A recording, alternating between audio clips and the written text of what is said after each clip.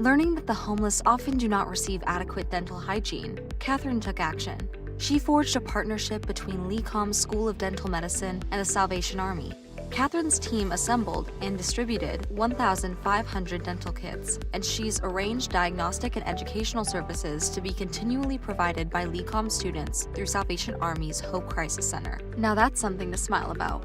We did a lot of stuff with partnering with the Port Charlotte Homeless Center, and that's kind of what sparked my interest to work with the homeless population in Sarasota because they don't have a homeless center here. I did an internship my junior year of high school with Dr. Janoff and Kotry Pediatric Dentist Office, and I was able to see the type of health care that Dr. Kotry and Dr. Janoff provided to their patients, and I thought how nice it would be if everyone could receive that level of care. So it was a great learning experience for me, and it also really helped out our community, even if it was just a small project that really impacted people. So I hope my project will inspire others to kind of take initiative and really think of ways that we can give back to our community, because it doesn't really have to be anything big that needs to be done. It's just a lot of small things that have such a big impact on people.